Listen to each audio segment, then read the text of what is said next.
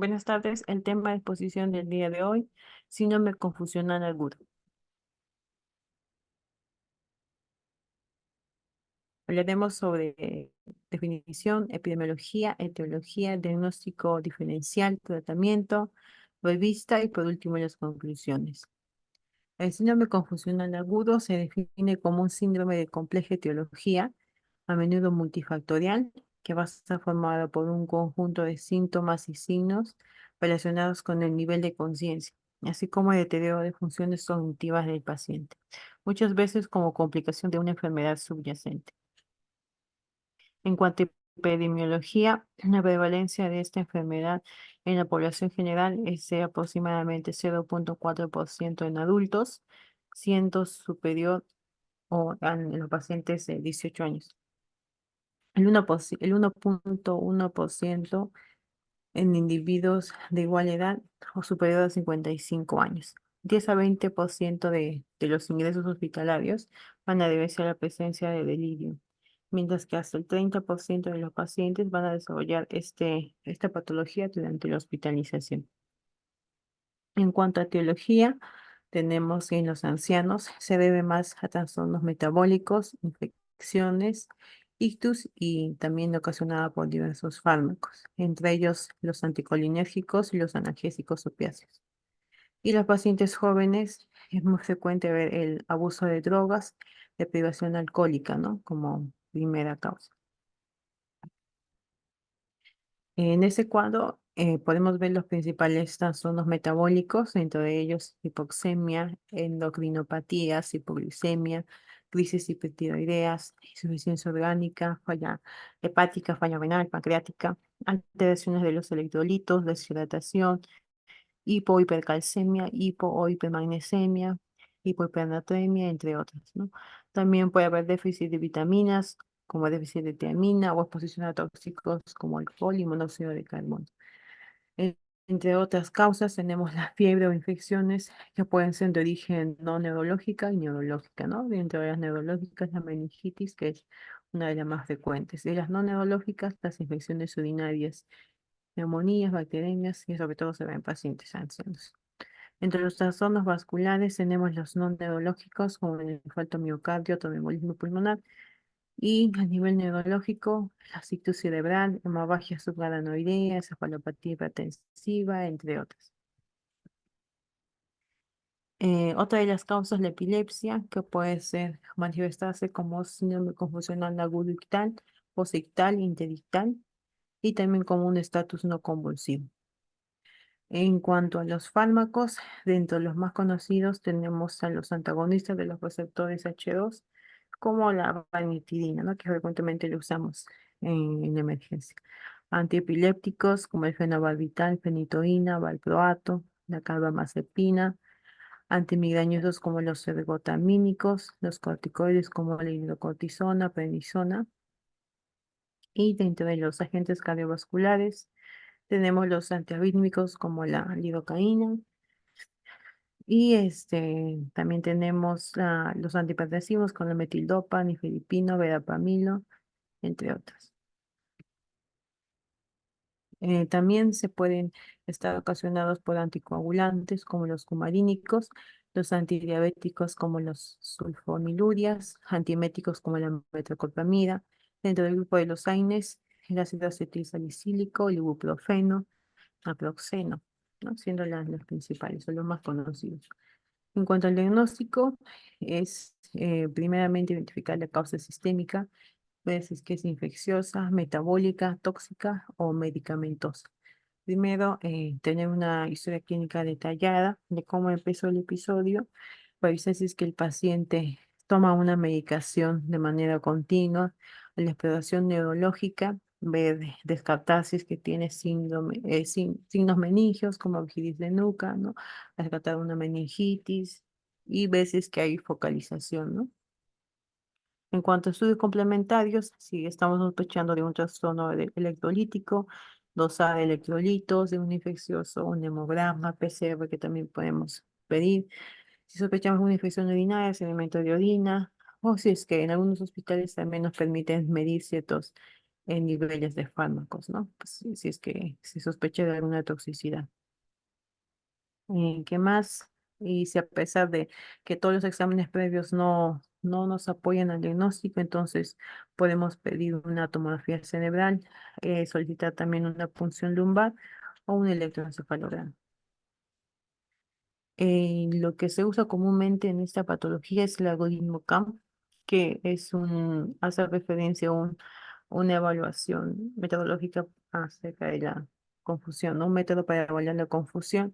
Hace algunas preguntas para ver, ¿no?, cómo se encuentra el paciente. Primeramente, ¿cómo fue el inicio? ¿Fue agudo? ¿El curso si fue fluctuante? ¿Si ha habido evidencia de un cambio agudo en el estado mental del paciente? Alteración de la atención, si el paciente se distrae con facilidad, no tiene dificultad para seguir una conversación. Si el paciente tiene un pensamiento desorganizado, tiene el paciente una conversación incoherente, cambia de tema con frecuencia, se confunde, alteración de nivel de conciencia, si el paciente está alerta, está vigilante, estuporoso o letárgico. Si el paciente cumple con los criterios uno y 2, se considera que está dentro de un cuadro de delirio, ¿no? Este tipo de algoritmo tiene una sensibilidad de hasta el 100% y una especificidad del 90 hasta el 95%. También se usa para esta patología lo que son los criterios de delirio de la DSM-5, ¿no?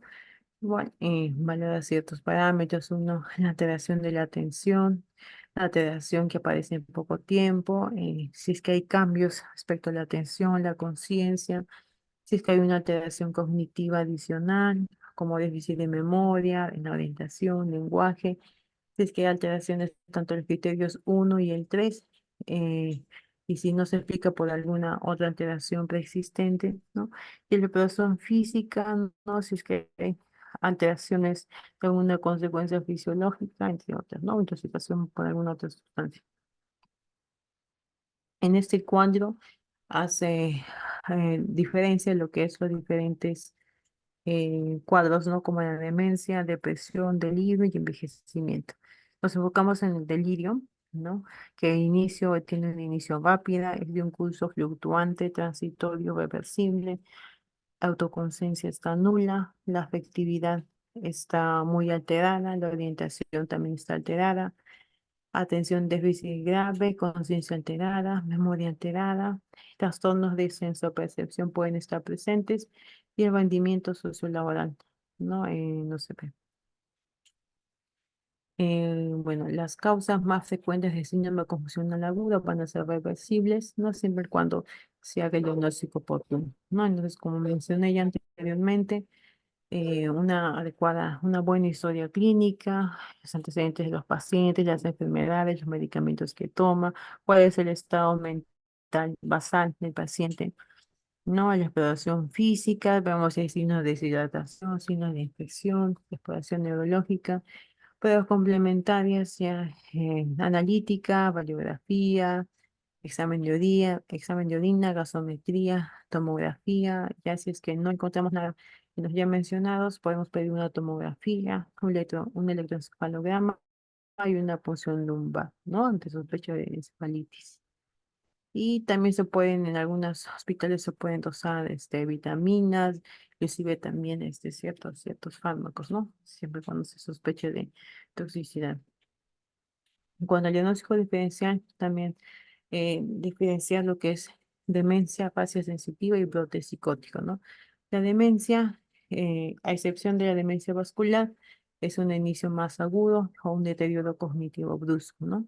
Demencia por los cuerpos de Lewy se pueden presentar. Aquí más bien puede haber fluctuaciones en el estado mental. La fase sensitiva no se entiende al paciente, no obedece órdenes y además no se muestra orientado en persona, ¿no? El lenguaje aquí va a estar más construido, pero no disátrico. Y en el brote psicótico van a estar orientados, pero tienen un pensamiento desestructurado.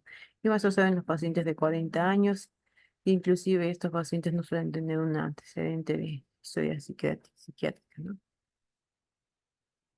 Medidas no farmacológicas van a ser las más importantes y estar encaminadas siempre a facilitar que el paciente esté orientado, corregir las limitaciones sensoriales, rodearlo de objetos o personas conocidas, ¿no?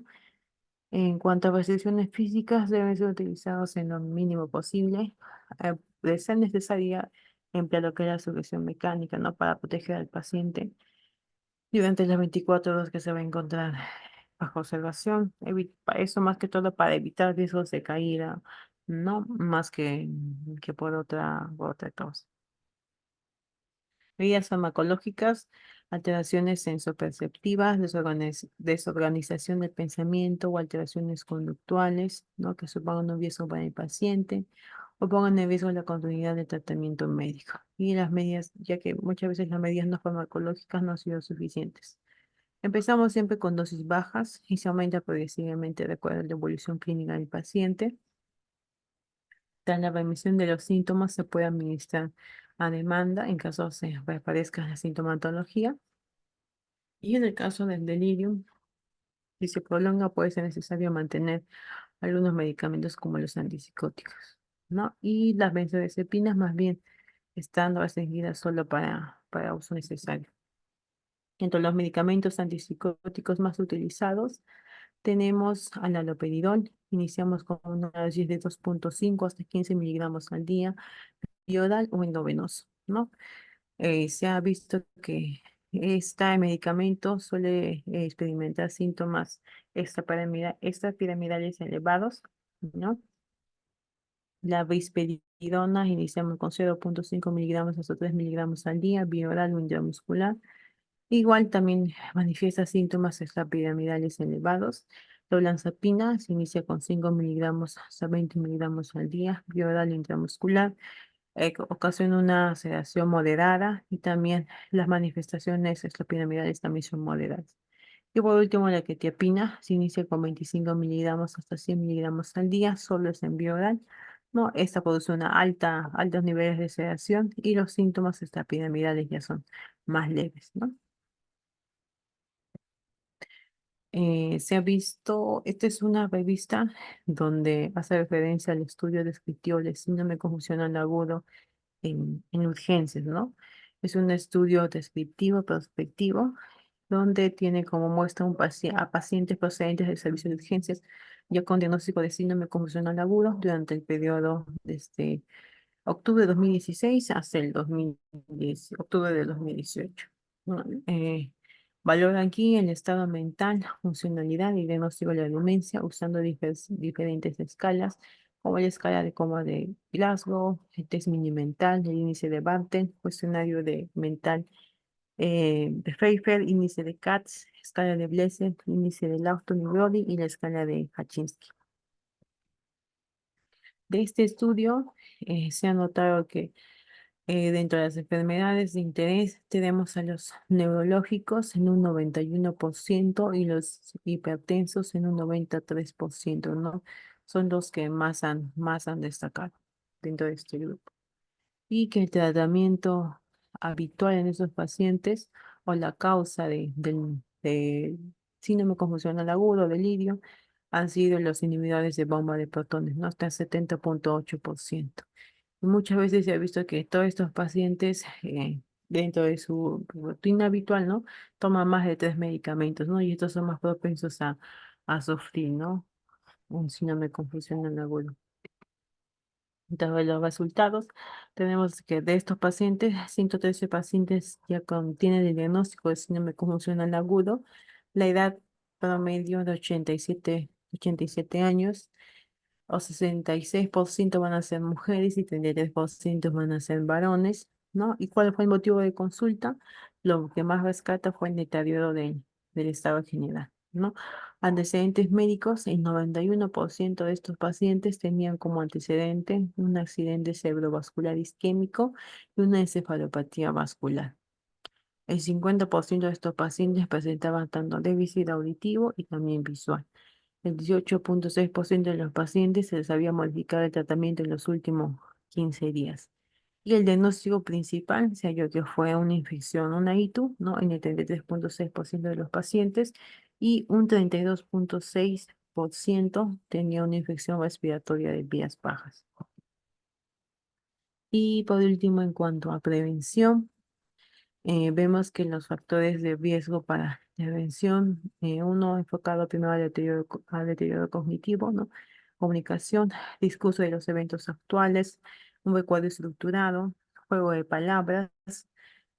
En cuanto a privación del sueño, a la hora de acostarse, bueno, colocar música de relajación, masajes, ¿no? Estrategias de reducción de ruido en toda la unidad, ajustes en el horario para permitir el sueño, reprogramación de los medicamentos y procedimientos, evitar siestas durante el día, siempre manteniendo la actividad durante las horas de vigilia, y movilidad, ejercicios de deambulación, rangos de movimiento activo para pacientes encamados 3 veces al día, ¿no?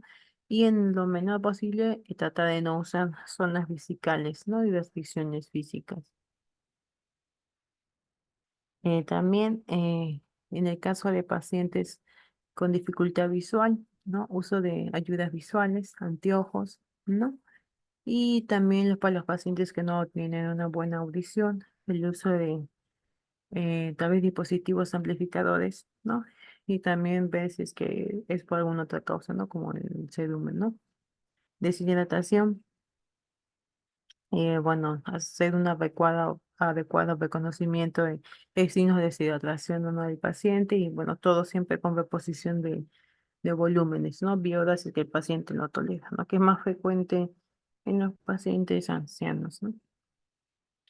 Y por último, el síndrome confusional agudo, bueno, es muy común, ¿no? Se presenta mayoría tanto en urgencias como en hospitalización, ¿no? Siempre y cuando se haga un diagnóstico precoz y se trate la causa subyacente, vamos a poder eh, llevar a que el paciente se recupere no más rápidamente. La variación en cuanto a la etiología principal, como hemos visto en la revista que presenté, las infecciones, sobre todo de tipo urinario, respiratorio, ¿no? Y también se ha visto que en otros estudios hay mayor incidencia de polifarmacia, ¿no? Muchos de nuestros pacientes a veces toman más de 3 medicamentos, ¿no? Y tal vez la interacción de varios medicamentos se puede ocasionar que el paciente ya termine con un cuadro de delirio, ¿no? Alteraciones metabólicas, ¿no? Pacientes con deshidratación. Y bueno, más que todo ello. También se ha visto, como mencioné, interacciones con los medicamentos anticolinérgicos, los hipnóticos, ¿no? Los antipsicóticos. Eso sería todo. Gracias.